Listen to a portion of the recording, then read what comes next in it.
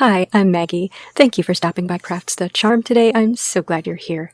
And today what I'm going to do is make some ornaments for a How to Train Your Dragon tree. But you could adapt these ideas for a different theme if you wanted to.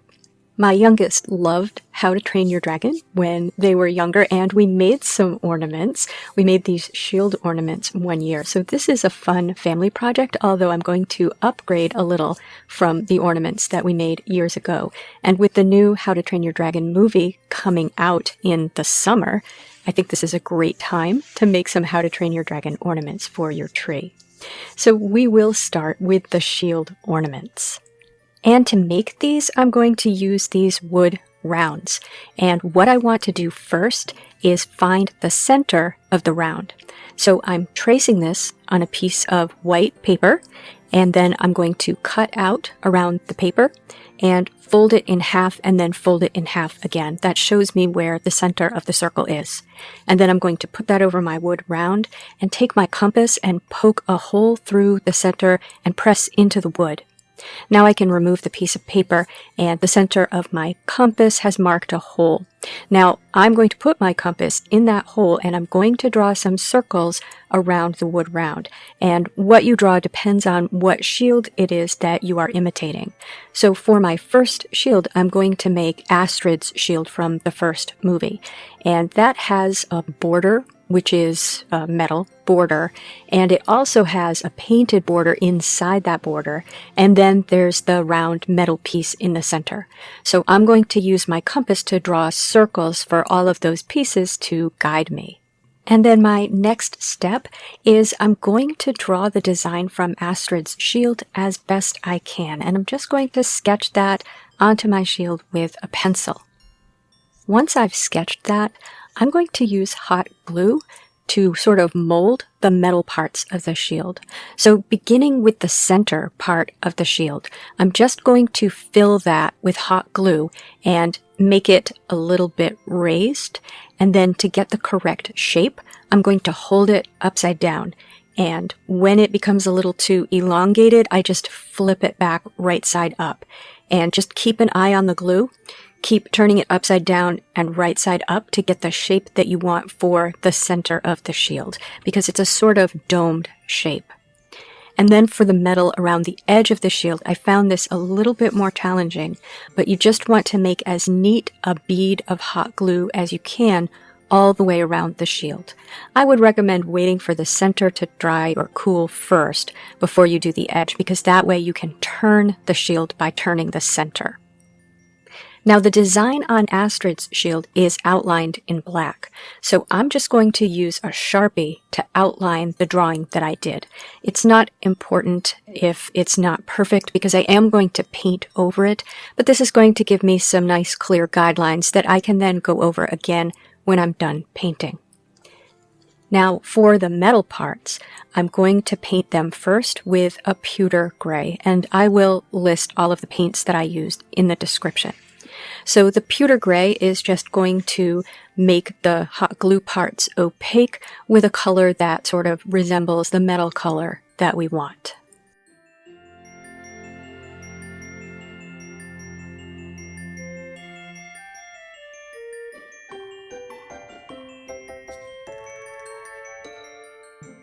Once that has dried completely, I'm going to paint over it with silver sterling paint. And you could do 1 or 2 coats of this, whatever you think looks best. The shields don't look really shiny and new, so I think a little bit of that pewter coming through looks good. I mostly did 1 coat, but there were a few places where I felt it needed a little bit of a touch-up, and I added more of the silver sterling in those places. Now with Astrid's shield, once I had those metal parts painted, I decided to paint the green first, which is the circle that goes all the way around the circumference of the shield, and then it's also inside, sort of asymmetrically around that middle part. And I used this hunter green, and ultimately I painted over it. I like this color. I knew that Astrid's shield had more of a Kelly green.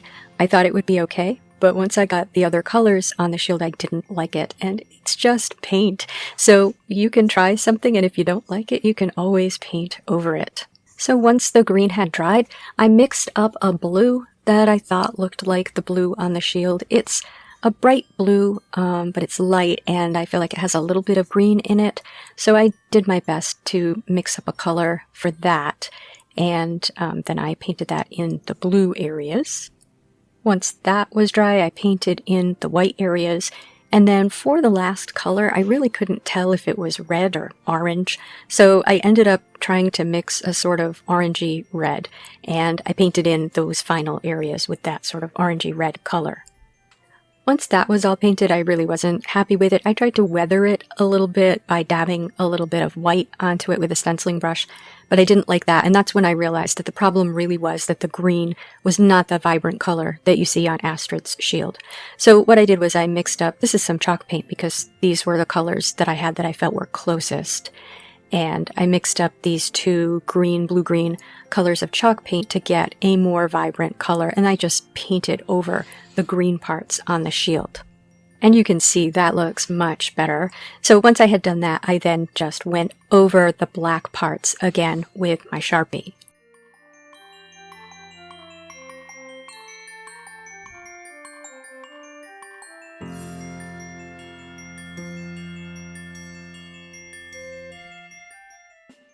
Now there are a few more metallic elements on Astrid's shield, but before we add those, I'm going to try to make this look like wood. So I'm going to use some brown paint and draw the lines on her shield that make up the boards. And I'm also going to try to put a little bit of wood grain on. So I'm just drawing horizontal lines on the shield. And then once I've got all of those on the shield, then I'm also going to use a little bit of black, and I'm going to emphasize where the boards are with the black, but also add a little bit of grain with black. So I'm just using a very fine-tipped brush for this. Now the other metallic elements of Astrid's shield are 4 little rivets, I suppose, that are sort of in the 4 corners, but not really symmetrical. And then there are also some arrow-shaped pieces in the center that emanate out from the center of the shield. So for the 4 rivets, I'm just going to use my hot glue gun, put down tiny dots of glue. Once they've cooled a little bit, just try to press them into a rivet shape. So you can barely see those, but that's what I'm doing for those. And then for the other pieces, I didn't think I would be able to sculpt anything for those, so I am just going to paint those on. So those are all getting the same paint treatment as the other metal. I'm starting with the pewter gray, and for the little arrow shapes, I am just painting pewter gray arrows that resemble what's on Astrid's shield. Now I'm using a fine-tipped Sharpie then to outline the arrow, not to give it a painted outline, but to make it look like it has a little bit of depth. And that has rivets in it, so I'm sort of drawing little rivets with the Sharpie, but they're not going to be super visible because I'm going to paint over all of these pieces with the silver sterling again. And once I've done that, the front of Astrid's shield is finished. Now there are so many shields that you can choose from. I'm going to do 2 more, and for the next 2, I'm going to do Hiccup's shield from the original movie, and then I have a picture here of Hiccup's shield from the new movie. There are a lot of cool shields in the new movie from the pictures I've seen, but I don't feel like maybe I could do them justice. So this one looks pretty simple, like maybe I can handle doing that. Maybe when I get really good at these, I'll try to do some of the more intricate shield designs. So I'm just doing the same thing with the compass, drawing the designs on, and then doing the centers with the hot glue, and then doing the edges with the hot glue. Now for one of these, Hiccup's shield from the new movie, I was really not happy with the hot glue edge I put on that one. So eventually I just ripped that off. I heat it a little bit with a blow dryer and then rip it off and redo it. So that's a nice thing about this craft, is a lot of these pieces can be redone if you make a mistake. And I did the same silver painting technique for the metal parts of both of those shields. So a little pewter gray and then a little silver sterling over that. Now I'm going to start with Hiccup's new movie shield because that's the one I have on my phone here. And I'm mixing up some red, some brown, and a little bit of orange to get that dark reddish color that is around the edge of this shield and in the center. And I'm going to paint that on. And then there's a border of a sort of greenish tan. So I'm going to do that little border with the greenish tan. And then I'm going to mix up more of a tan, which is almost the color of the wood underneath, but I still thought I would paint it, and paint the inside of that shield. And at that point, you can see this is where I decided to rip the hot glue off and redo the edge of this shield. It's a little bit better. It's still kind of messy. Now this shield, again, this is from the new movie. It's a still from the new movie. It doesn't have the boards like the old shields. It just looks weathered. So I'm taking some white paint and getting most of it off of the brush. I'm using a stenciling brush here, and then just tapping over the entire shield with the white. And then I'm going to do the same thing with some brown, but really getting most of that brown off the brush until it almost looks like I don't have any brown anymore. And then just getting a little bit of brown onto the shield as well. And I feel like this makes it look weathered like the movie still that I'm looking at. And at this point, because I had that brown paint just sitting there, I decided to paint the backs of all of the shields just because I want them to look finished on the back. So I'm painting them brown, and then I'm taking a little bit of the pewter gray and a little bit of white and just dragging it through in one direction to simulate the grain of the wood. I'm really not trying to do anything fancy here. It's going to be towards the inside of the tree, but I did want it to be finished. So I'm doing that to the back of all of the shields. Now for the original Hiccup movie shield, it's red and white, and it really is a similar dark red to the other shield. So I mixed up a new red, which was almost the same, and painted that on this shield, and then I painted the white parts. And then for this shield, I did something similar to what I did for Astrid's, using brown and black to weather the shield. And if you look at a still from this movie with Hiccup, this shield is really, really beat up. So I did do a lot of weathering, and unfortunately my camera ran out of space, so you can't see me painting all of that weathering here. But that was my final step for the front of this shield. So here you can see the 3 shields now that they're finished. So you can see the weathering that I did on Hiccup's original shield. And what I have here is just some faux leather fabric from some other project. And I'm just going to cut tiny strips of that and glue them to the back. And that will be something that I can put a hook, an ornament hook through to hang these on the tree. So I'm just going to cut, again, a thin strip of this. You could use anything to hang these. For the original ones, we just put ribbons or even jute twine on the back and just glued it on. But I thought these would be fun if I made it look like it had, something you could slip your arm through if you were using this really as a shield. So I just put a dab of hot glue on one end of it, glued it down to the shield, and then put a dab of hot glue on the other end. So there's a space in the middle where you can slide your ornament hook. And that's it for the little shields. You could adapt this project to like Brave, for example, or, some other fandom, or just use Celtic designs that you like if you like that sort of design on a shield. I think these are really fun ornaments. Now for the second project, I really wanted to do a tapestry. And again, this is one you can adapt to many different fandoms or just use a Celtic design that you like. It's another one that would work well for Brave. But what I noticed is there's a holiday special, a Snoggletog special for How to Train Your Dragon, and there is a tapestry of Toothless in the background in Hiccup and Astrid's house. So I took my phone and took a picture of the TV, and I used that to get the Toothless part of the tapestry. So I had to outline it and then distort it a little to get the proportions right. But I took that, and then I found Celtic borders online that I used because it was going to be too hard to try to get the border from the tapestry from my phone picture. So I found some borders online and made this tapestry, and then I took the colors from the original tapestry, except for the very edge because I wanted to have slightly more Christmassy colors in mine. And so then I applied a texture to it in Photoshop that makes it look more like a tapestry, more like fabric, because I'm just going to print out this piece of paper and work with this. So I cut out the tapestry image, and I had left some extra space at the top when I created it because I didn't know exactly what I was going to do with it. But I decided what I want to do is put it on a piece of felt. And I'm choosing felt because I won't have to finish the edges that way. So this is quite easy. So I'm cutting the felt to be a little bit larger than my tapestry image. And then I'm positioning it on the piece of felt and putting some pins down so I know exactly where it's going to go. And then I'm just going to use some Mod Podge to apply it to the felt. So I just put Mod Podge on the back of the image, laid it down on the felt, and then I did take a piece of parchment paper and put it over, and I ironed it so that it would dry nice and flat. Now I have this 1/8 inch gold ribbon, which I picked up at Walmart, and what I'm going to do is glue that around the edge of my little tapestry image, and that way I'm hoping it won't look so much like it's a piece of paper glued to a piece of felt. So I'm just putting that around the edge, and I have this on top of an ironing pad so that I can push pins through the ribbon, through the felt, and into the pad.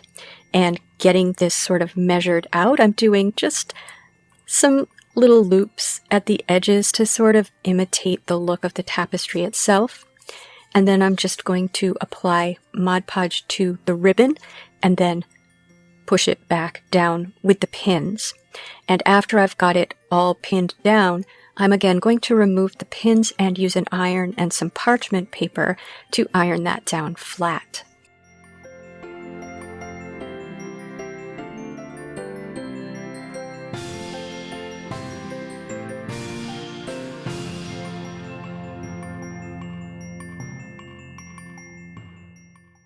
And now I want to make a little pole to hang this from. So I have this dowel. I got these different sized dowels at Walmart, and I'm going to use one of these dowels that feels like the right thickness for this project. And I have 2 round wooden beads to put on the end of this. So to assemble this thing, I took some tiny brad nails and tapped them into the ends of the dowel. I should have drilled a hole first, I didn't. But I tapped them into the ends of the dowel and then put glue inside my beads and then put the beads over the brads and then taped them down. So that held them in place while the glue dried. And once that had dried, I used a little spackle to fill in the hole at the top of the bead and where the bead and the dowel joined together. And also because I didn't drill holes, the dowel split a little bit at each end, so I filled in the split with the spackle as well. And then once that had dried, I painted my dowel with some bronze metal acrylic paint. This is my favorite gold color of acrylic paint. I didn't bother to paint the middle of it because you're not going to see that, and that way I could use the middle to hold it while I was painting the rest of it. But yeah, it still bothers me that it's not painted in the middle there. So you could certainly paint the whole thing. It's just I would have had to wait for it to dry and then paint the middle, so I didn't. And so once that was ready, I could cut my felt because I knew how much space I wanted at the top between my little tapestry image and my rod. And so then I pinned it together. So it's, it's a flap that goes over, and I pinned it together. And now I have some gold thread. So I'm going to sew it by hand across the tapestry just to, attach it together. You don't have to do this. You could glue it together. You could paint a line of gold if you wanted to, or just leave it as it is. I just thought I would like it to be sewn across the top. So I did a running stitch, and then I went back and filled in the gaps between the running stitch. And then I used some more of that thin gold ribbon to tie around each end of the rod to hang this on the tree. So what I did was sort of a lark's head on either end. So I did do a lark's head on the left side, but I didn't fold the ribbon in half. I just folded over the end of the ribbon and did the lark's head. And then I did the same knot on the other side, so you can't do it in exactly the same way, but I just looked at the way the lark's head was put together, and I did the same thing with the ribbon on the other side, and then I took the 2 ends and tied them together in the middle. So it's a nice lark's head on either side with a knot in the middle, and that's it for the little tapestry. So here are the finished How to Train Your Dragon ornaments. I'd love to know what you think of them. I'd love to know if you have a favorite, or if you think this would be a good craft to do with your children or grandchildren, particularly the shields, as I did with my family when they were young, because everybody can do their own design. Next week, I'm going to have some more How to Train Your Dragon crafts with you, and again, these are going to be crafts that you can adapt to different fandoms, so I hope you'll visit me again to see them. If you like this video, please give it a thumbs up, and if you enjoy this sort of content, please subscribe to Crafts the Charm. Thank you for spending time with me today. Take care.